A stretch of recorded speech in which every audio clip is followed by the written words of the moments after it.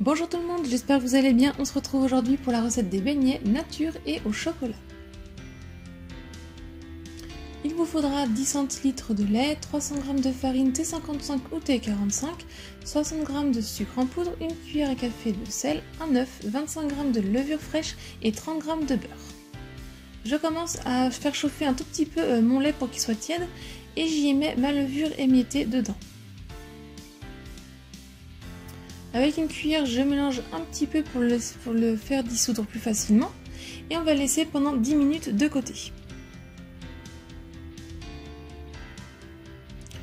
Pendant ce temps-là, dans ma cuve de mon robot, ou si vous le souhaitez, vous pouvez très bien le faire à la main, je viens y mettre ma farine. Dans un côté, j'y mets le sel et de l'autre côté, je mets le sucre. Il ne faut pas qu'ils soient en contact direct, le sel et le sucre.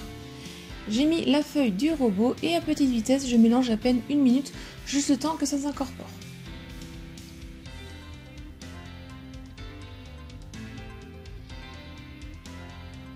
Ensuite, je viens y ajouter mon œuf.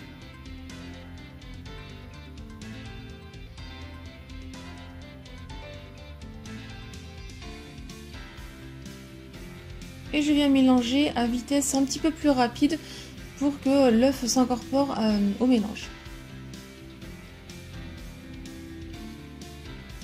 Ensuite, je vais venir y ajouter mon lait levure.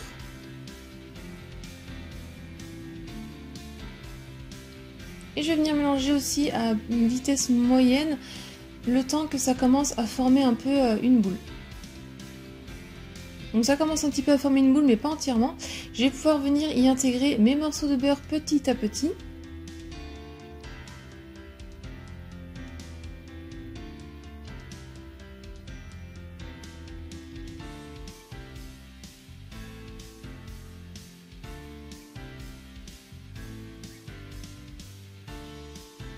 Et ensuite je mélange pendant environ 5 à 6 minutes à vitesse un peu moyenne. Si vous voyez qu'elle a du mal à coller, à se décoller des parois, ajoutez 1 à 2 cuillères à soupe de farine si besoin. Et ensuite pendant encore 5 à 6 minutes, vous mélangez à vitesse un petit peu plus forte. Quand elle forme une boule qui se décoller facilement des parois, vous allez pouvoir arrêter de mélanger environ au bout de en tout une dizaine de minutes. Je viens la reformer en boule et je vais venir la mettre dans un plat que j'ai fariné un peu au fond. Je vais venir la recouvrir d'un torchon et on va faire pousser la pâte pendant environ 1h à 1h30 dans une pièce chaude de 22 à 23 degrés ou sinon dans le four éteint avec une casserole d'eau chaude. Au bout d'une heure et demie, ma pâte a bien poussé. Je viens donner des points dedans pour la dégazer.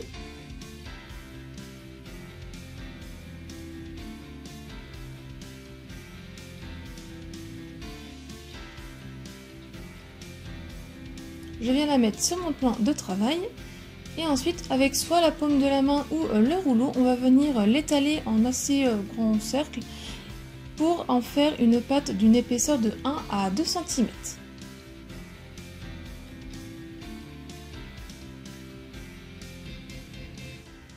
Ensuite on prend un emporte-pièce rond ou sinon un verre et on vient former nos cercles.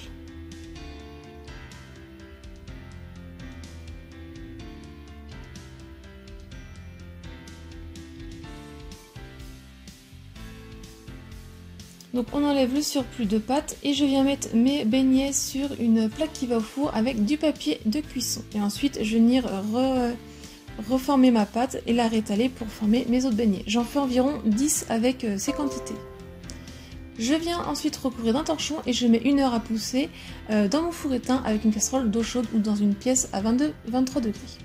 J'ai préparé des petits carrés de papier de cuisson que je mets en dessous les beignets. J'ai chauffé ma friteuse à 150 degrés et avec les papiers les carrés de cuisson, ça évite que je n'abîme les beignets quand je viens les mettre dedans. Et donc quand on le pose, on attend un petit peu et vous allez voir le beignet va se détacher du papier de cuisson.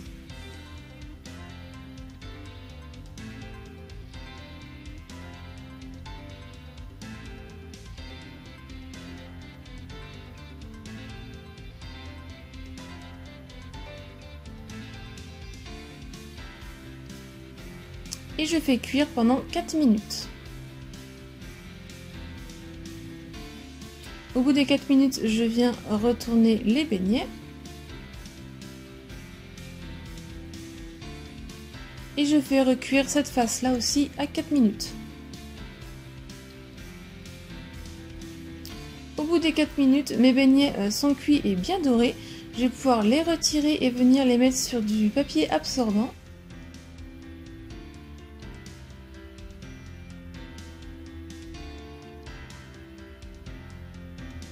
Je les retourne pour que les deux côtés soient bien absorbés.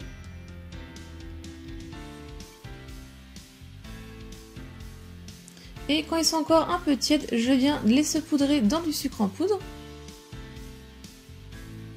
Donc des deux côtés.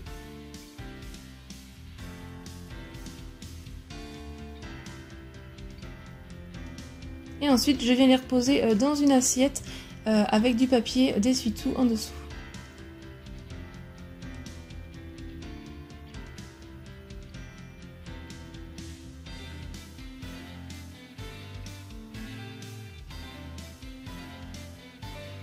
Je les laisse bien refroidir.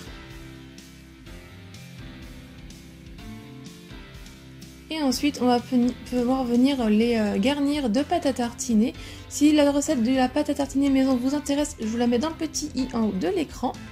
Et ensuite, avec simplement une poche à douille avec une douille lisse, je viens les garnir donc de deux extrémités du beignet.